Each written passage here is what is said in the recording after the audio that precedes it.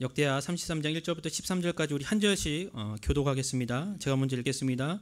므낫세는 12세에 왕이 됐고 55년 동안 예루살렘에서 다스렸습니다.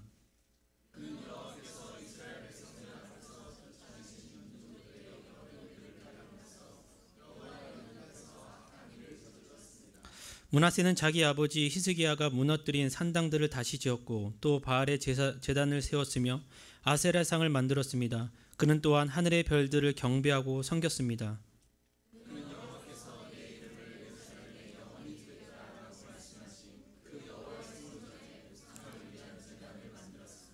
여호와의 성전 안팎의 뜰에 하늘의 모든 별들을 위한 제단을 만들었습니다.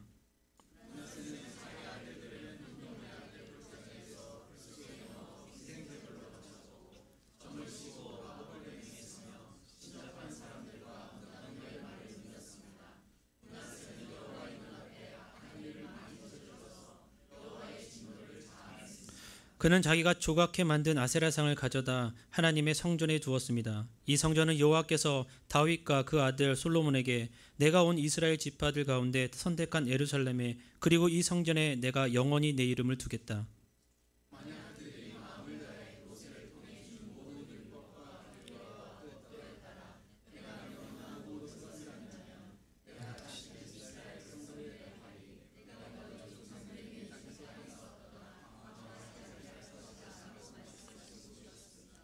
그러나 므낫세는 유다와 예루살렘 백성들을 잘못 이끌어 이스라엘 백성들 앞에서 여호와께서 멸망시킨 그 민족들보다 더 악한 짓을 하게 만들었습니다.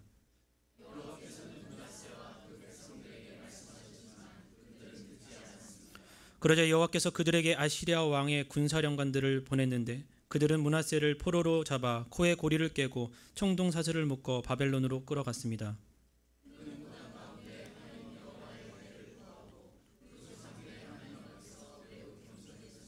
함께 읽겠습니다. 그리하여 므낫세는 여호와께 기도드렸고 여호와께서는 그의 맹세에 마음이 움직여 그의 간구를 들어주셨습니다. 여호와께서는 므낫세를 그의 나라 예루살렘으로 돌려보내셨습니다. 그러자 므낫세는 여호와가 하나님이심을 알게 됐습니다. 아멘. 저는 여러분과 함께 여호와 하나님을 알자라는 제목으로 함께 은은하기 원합니다. 제가 지금 청년부를 담당하고 청년 사역을 하고 있습니다. 저에게 청년 사역하면서 고민 아닌 고민이 있어요. 그것이 무엇이냐면 제가 보기에 우리 귀한 형제 자매들을 어떤 형제 자매와 소개를 시켜주고 이렇게 귀한 만남을 이렇게 허락해야 될지가 고민이 있었어요. 근데 제가 이번 수련회를 준비하면서 메릴랜드의 어떤 큰 두 개의 이제 목사님들을 저희 수련회 때 강사로 모시면서 그 청년 사역하는 목사님들하고 교제하면서 그 교회 목사님도 똑같은 고민을 하시는 거예요. 청년이 많든 적든 간에 이 청년들을 어떻게 하면 좋은 형제 자매를 만나 시집장가를 보낼까? 이런 고민을 다 하고 계시더라고요. 왜 그러냐면 저는 우리 청년들을 다는 아니지만 어느 정도는 알고 있습니다. 그냥 단순히 1, 2주 만나서가 아니라 적어도 6개월, 길게는 2년 넘게 그 청년들과 같이 기도하고 고민을 이야기하고 그 청년들의 가족과 모든 것에 대해서 어느 정도는 알고 있습니다. 그렇기 때문에 저는 어디 내놔도 우리 청년들을 개런티할 수 있어요. 제 애들이어서 저 성도여서 그런 자부심이 있는지 모르겠지만 어느 누구 하나 빠지지 않고 어디 하나 부족한 점 없는 그런 아이들입니다. 제가 알기 때문에 개런티할 수 있죠. 근데 중요한 건 제가 왜 소개를 다른 사람한테 못하냐면 제가 상대방을 몰라요. 다른 사람들이 이야기합니다. 이 사람, 이 형제 자매 좋은 사람 같아. 이 사람은 아닌데 저는 이 형제 자매들을 경험하지 못했기 때문에 정말 좋은지 모르겠어요. 그 정말 좋은지 알지 못하는 자들에게 우리 귀한 청년들을 이렇게 소개해 준다는 게 좀 이렇게 마음이 이렇게 안 돼요. 그래서 우리 청년 중에 어떤 자매가 그래요. 목사님 그러다가 저희 똥돼요 이래요. 그러기 전에 귀한 이제 제가 좀 많이 이렇게 발을 넓혀서 이렇게 해야 되겠지만 왜냐하면 저는 우리 청년들을 잘 알고 있습니다. 그런데 많은 청년들 알고 있죠, 저도. 그런데 그냥 들어서 아는 것이지 제가 경험해서 알고 있는 사람들은 그렇게 많지 않기 때문에 소개시켜주는 게 좀 어려운 그런 고민이 있습니다. 오늘 본문 말씀 13절 마지막 문장에 이렇게 되어 있습니다. 그러자 므낫세는 여호와가 하나님이심을 알게 됐습니다라고 얘기합니다. 자, 여러분 여기서 안다라는 히브리 원어가 야다라는 것인데 이 야다라는 뜻이 뭐냐면 그냥 아는 게 아니라 체험적으로 안다라고 얘기합니다. 그냥 지식적으로 알고 그냥 끝나는 것이 아니라 정말 내가 경험하고 체험해서 안다라는 것이에요. 제가 뒤에도 설명해 드리겠지만 므낫세가 여러분 1절부터 좀 길게 읽으셨죠. 2절부터 거의 9절 10절까지 악의 악을 행하고 있는 유다 왕 중에 왕이었어요. 근데 그 왕이 마지막 절에 뭐라고 얘기하냐면 므낫세가 여호와 하나님을 알게 됐다라고 얘기합니다. 그냥 지식적으로 깨달은 것이 아니라 체험해서 하나님을 알았다고 얘기합니다. 경험했다고 얘기해요. 당시 므낫세와 남유다 사람들이 하나님을 모르지 않았습니다. 그냥 알고 있었는데 정말 주님을 경험하고 체험하고 믿고 그런 것이 아니라 그냥 지식적으로만 알았다는 것이에요. 그러니까 주님의 삶을 사는 것이 아니라 자기들 마음대로 삶을 살고 자기 원하는 우상과 신을 섬기기 시작했다는 것입니다. 그래서 여러분 우리가 호세아 6장 3절에 나온 것처럼 우리가 주님을 알 때 힘써 알아야 됩니다.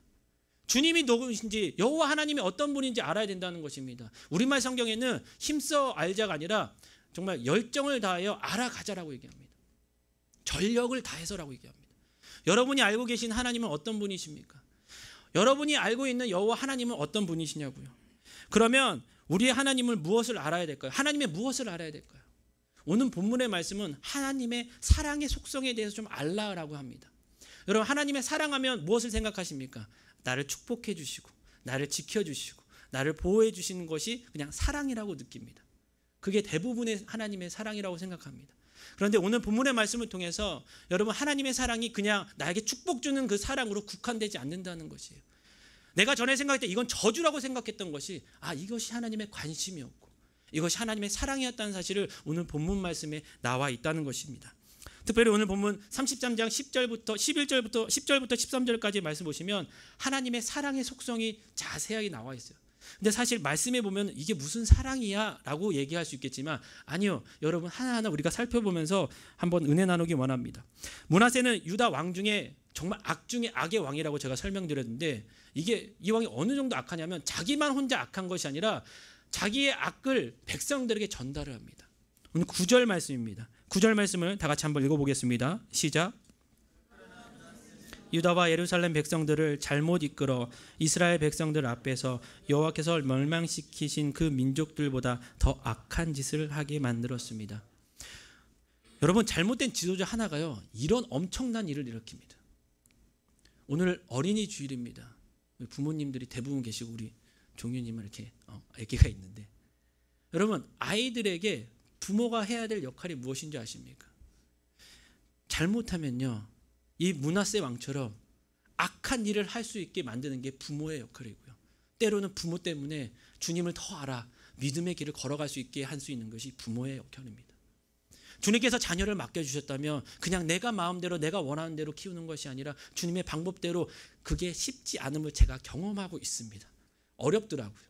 그럼에도 불구하고 주님께서 말씀을 통해서 뭐라 말씀하시냐면 한 리더자가 한 왕이 악을 행하니 그 모든 백성들이 그 악을 따라하고 그 악이 악인 줄 모르고 악한 길로 간다고 얘기합니다.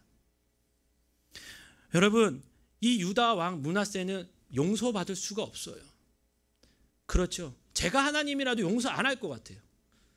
자기만 잘못하면 되는데 자기가 보이는 왕 백성들까지 자기네 자식들까지 제물로 바쳐버리는 이런 일을 누가 용서할 수 있겠습니까? 그럼에도 불구하고 주님께서는 측량할 수 없는 하나님의 사랑을 오늘 본문 말씀에 나타내 주시면서 마지막에 므낫세가 고백하는 것이 다른 것이 아니라 내가 여호와가 하나님을 알게 됐다라는 이야기를 하게 된다는 것입니다. 자 그렇다면 우리가 하나님의 사랑이 어떤 것인지 좀 구체적으로 나누기 원합니다. 첫 번째로 하나님께서는 죄에 대한 심판에 대한 경고의 사랑을 주십니다. 경고가 사랑이야? 라고 생각할 수 있겠지만 여러분 위험함에 있어서 경고한다는 것이 얼마나 중요한지 모릅니다. 이게 잘못된 것을 계속 가는 것을 보고 있는 것은 여러분 사랑이 아니에요. 여러분 주님께서 가장 큰 벌이라고 하고 심판이라는 게 뭔지 아십니까? 무관심입니다. 무관심하잖아요. 경고해 주지도 않아요. 무엇이 잘못됐는지 얘기해 주지도 않는다고요. 네가 잘했든 못했든 그걸 알려주지 않아요. 근데 주님의 사랑은 어떤 사랑이냐면 아무리 악할지라도요 그 죄는 악할지라도 그 사람에 대한 긍휼함과 은혜가 있기 때문에 끝까지 주님께서는 경고해 주십니다. 야 그거 아니야. 잘못됐어. 빨리 돌이켜. 여러분 구약의 하나님을 어떻게 느끼십니까? 저 어렸을 때는 구약의 하나님이 너무 무서웠어요.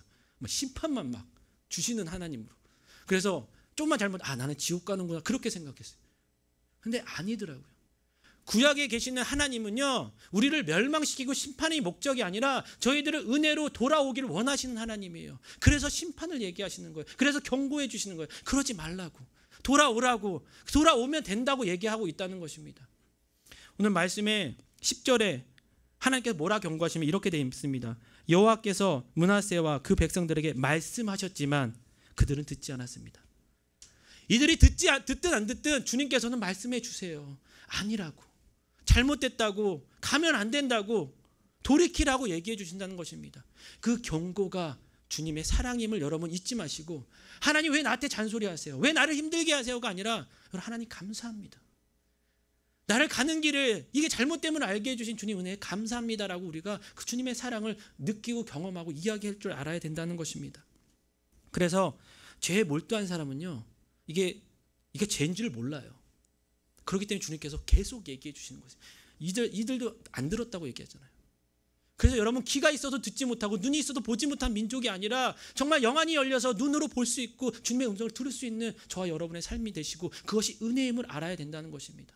두 번째로 연단과 환난, 다시 말해서 징계를 통한 하나님의 사랑을 알 수 있어요. 가다 말이 안 들으면 주님께서 어떻게 하면 이렇게 환난, 제가 싫어하는 연단, 때로는 징계도 주십니다. 싫죠, 어렵죠, 마음도 힘들고 안 그랬으면 좋겠는데, 이게 사랑이라고 얘기하는 것이 맞냐고 얘기했을 때 사랑이 맞죠. 여러분, 다 저보다 선배님입니다. 제가 이제 17개월 된 딸이 있는데 자아가 발전하다 보니 지 마음대로 해요. 여기로 가라, 저리로 가라, 좋다, 싫다, 먹여라, 말아라, 막 이래요. 그러면 위험한 게 있으면 전 하지 말라고 얘기하거든요. 근데 애들이 모르니까 무조건 하잖아요. 근데 얘기해요. 자, 하면 다시는 저기 펜스에 가둬놓거든요. 이제 못 나와? 이렇게 얘기해요. 모르죠. 그래도 막 건드려요. 막 공기청정기 만지고 막 이래요. 그러면 바로 이제 제가 넣어놔요. 그러면 세상을 다 잃은 것처럼 울어요. 왜 나를 가뒀냐고. 딸의 그런 연단이 없을 거예요. 펑펑 울어요. 애 원래 안 울었던 애거든요. 엄청 울기 시작합니다. 엄마를 찾고 아빠를 찾고. 우리는 신경 안 쓰거든요. 여러분, 거꾸로 생각해 봅시다. 여러분, 자녀들에게 잘못된 길을 갔을 때 여러분, 때로는 사랑에 이렇게 맴매를 들으신 적이 없으시겠지만 마음속으로만 얘기해 주세요. 원래 미국에서는 그러시면 안 되니까요. 한국에서는 그러셨 경험이 있으실 겁니다. 저도 많이 부모님의 그 어머니의 사랑의 매를 많이 맞았어요. 근데 그게 너무 아팠어요. 그런데 시간이 지나고 저도 자녀를 키워보고 해보니까 이게 정말 엄마가 저를 싫어서 때린 줄 알았어요. 근데 그게 아니더라고요. 그 때림과 때로는 저의 연단과 그 내가 느끼는 그 징계가 그게 다른 게 아니라 나의 올바른 길을 가기 위한 부모님의 사랑임을 제가 알았습니다.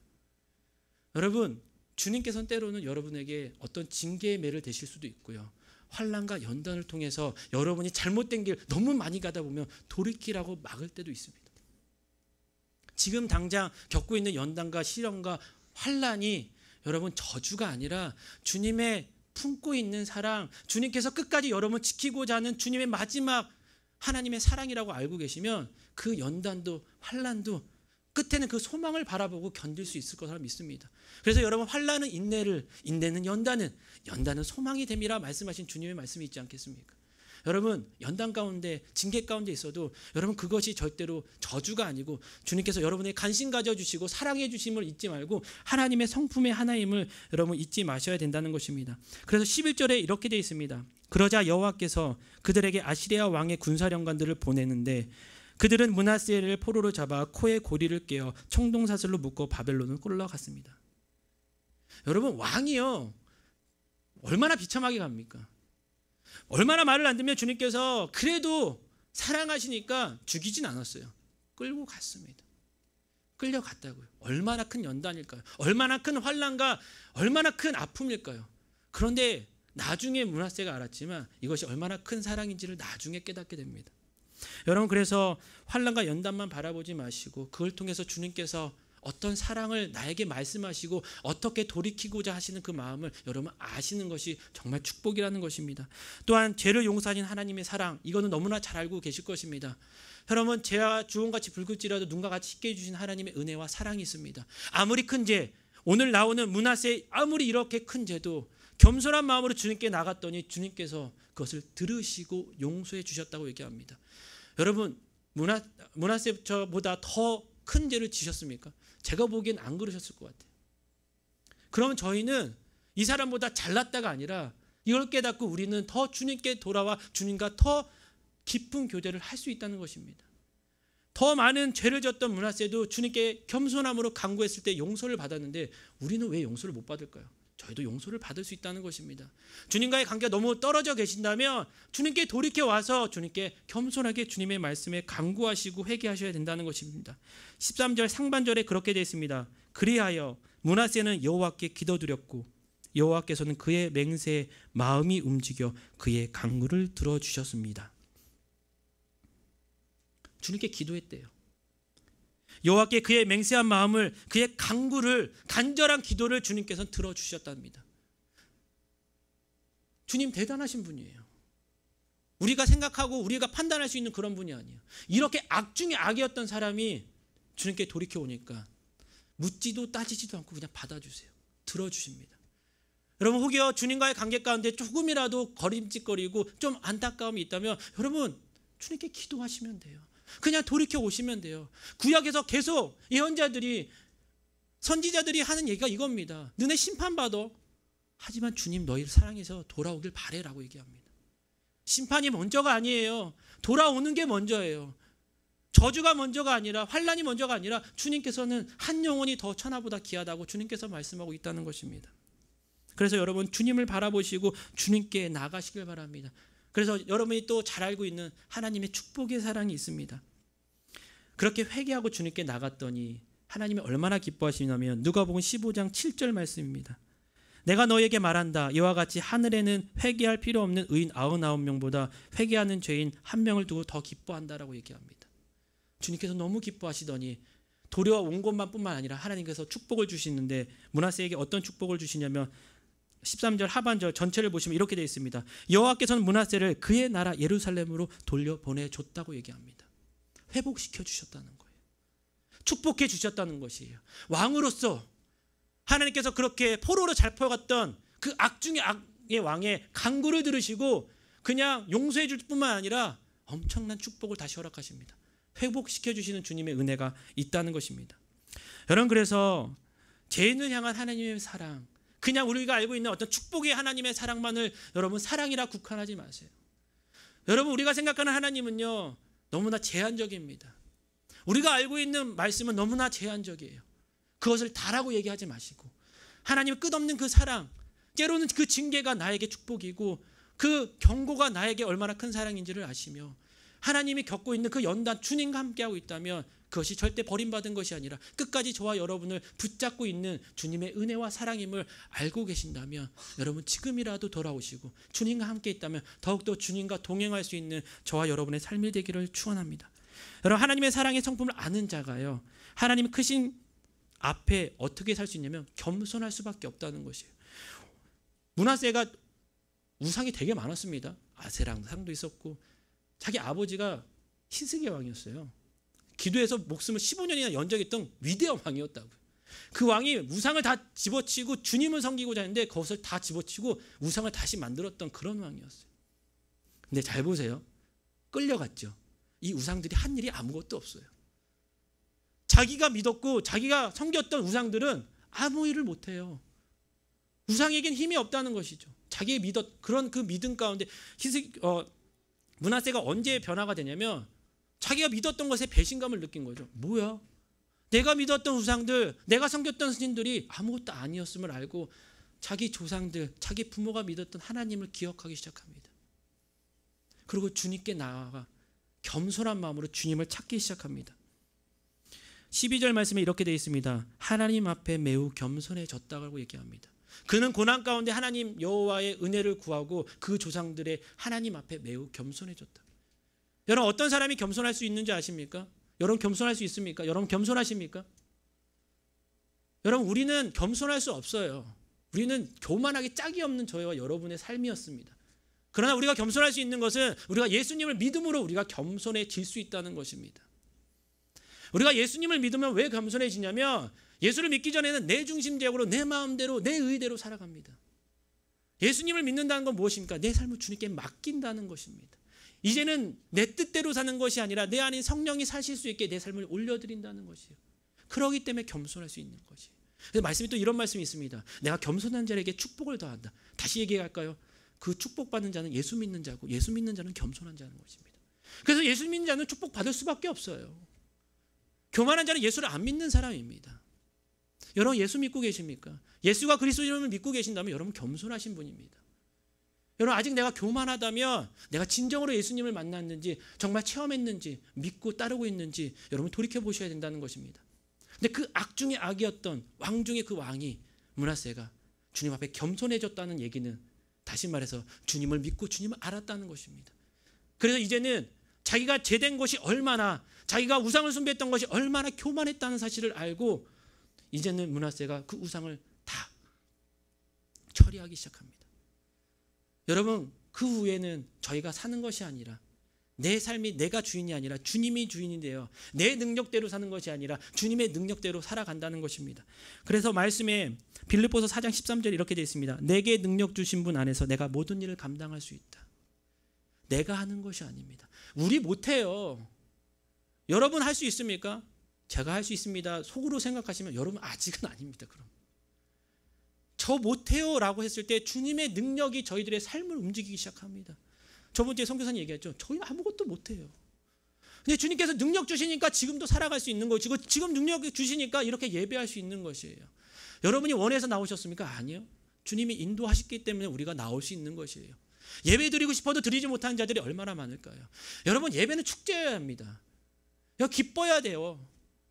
얼마나 감사한 것입니까? 여러분 정말 겸손한 사람이라면 하나님의 능력대로 살아갈 수 있는 그런 사람이라는 것입니다. 여러분 마지막으로 그렇게 하나님의 사랑의 성품을 알고 경험하고 하나님의 크신 앞에 겸손할 수 있다면 삶이 변화되지 않을 수가 없어요. 정말 기적을 제가 몇 번 얘기했지만 정말 기적 중의 기적은 예수를 믿고도 어제나 오늘이나 영원토록 변하지 않는 분들이 정말 기적을 경험하신 분들이에요.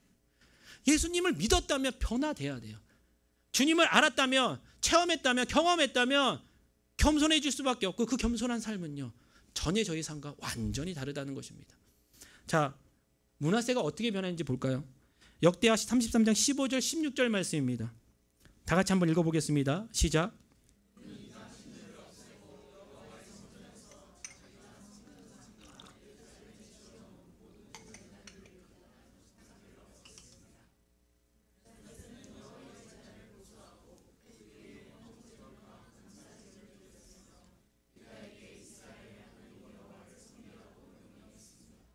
말도 안 되죠. 저희가 읽었던 거와 엄청난 큰 변화가 일어나죠. 우상을 만들었던 자가 우상을 와서 그랬던 자가 이제는 우상을 없애고요. 백성들에게 얘기합니다. 올바른 걸 전하고 있죠. 야 하나님 섬겨야 돼. 주님 바라봐야 돼 라고 얘기합니다. 하나님의 사랑을 경험하니까요. 하나님의 사랑을 아니까요. 이것이 무엇인지 깨달으니까요. 겸손해지고요. 겸손해지니까요. 주님께 나아가 간구할 수 있고요. 간구하니까 주님께서 회복을 주시는데 그 회복을 인해서 삶이 변화되기 시작합니다. 여러분이 변화되는 것이 여러분이 잘해서 변화되시는 것이 아니에요. 여러분의 변화를 이상하게 여기지 마시고 그 변화가 감사하게 여기셔야 돼요. 때로는 처음에는 맞지 않는 옷을 입는다고 생각하지만 점점 그 변화를 통해서 주님 안에서 변화를 통해서 하나님의 크신 은혜를 체험할 수 있게 된다는 것입니다. 여러분의 삶에 어떤 변화가 있으십니까? 예수 그리스도를 믿으신 후에 어떤 변화가 이루셨냐고요. 여러분 그 변화는요 매일매일 순간순간 계속 이루어지셔야 합니다. 그것이 성화라고 얘기합니다. 주님을 쫓아가는 삶, 주님을 바라보는 삶, 주님을 의지하는 삶이 계속 되셔야 된다고 이야기하고 있다는 것입니다. 여러분 그래서 주님의 사랑을 경험하셔야 돼요. 그냥 아는 사람 소개시켜 주지 마시고 경험해서 이 사람 내가 경험해 보니 이 사람 정말이야. 여러분 그래서 복음을 전하는 게 뭐냐면요 내가 경험한 하나님을 전하는 거예요. 내가 경험하고 내가 아니까 이게 얼마나 큰 축복인지 아니까 복음을 전할 수 있는 것이에요. 아직은 내가 복음을 전하는 것이 좀 두렵고 그렇다면 주님의 사랑에 조금 더 깊숙이 내 삶을 드리며 여러분 경험해 보신 그러면 어딜 가든 믿지 않는 자들을 긍휼히 여기는 마음으로 그 주님의 사랑을 전하지 않을 수 없어요. 그 사랑을 통해서 주님의 증인된 삶을 살아간다는 것입니다. 여러분, 먼저가 내 열심이 아니라 주님의 사랑을 경험하고 아는 것입니다. 여러분, 주님은 아무데나 내가 찾고 돌아다니는 것이 아니에요. 주님은 항상 나와 계세요. 인정하시면 됩니다. 하나님 사랑합니다. 하나님 나와 함께 해주셔서 감사합니다. 여러분, 그거예요. 여러분, 그거면 된대요. 므낫세가 한 게 뭐예요? 하나님, 저 죄인이에요. 그동안 얼마나 교만했는지 주님 용서해 주세요. 여러분, 이겁니다. 그랬더니 주님께서 엄청난 큰 은혜와 회복을 더하십니다. 여러분, 주님을 바라보시길 바랍니다. 여러분의 환경이 아닌 여호와를 알되 힘써 전력을 다해서 여러분 아시길 바랍니다. 지식적으로 하지 마시고 경험하시고 체험하시고 응답받으시고 힘써. 좀 이따가 너무나 감사하게 이어서 우리 유경민 선교사님이 이게 얘기해 주신 것과 또 이렇게 많은 이제 비슷한 점이 있을 거예요. 그것을 같이 들으시면서 여러분, 정말 내가 왜 사는지, 내가 여호와를 정말 알고 있는지 경험하고 있는지 여러분 삶 가운데 점검해 주시고 주님의 사랑에 겸손해지기를 주님으로 축원드립니다. 기도하겠습니다. 하나님 감사합니다.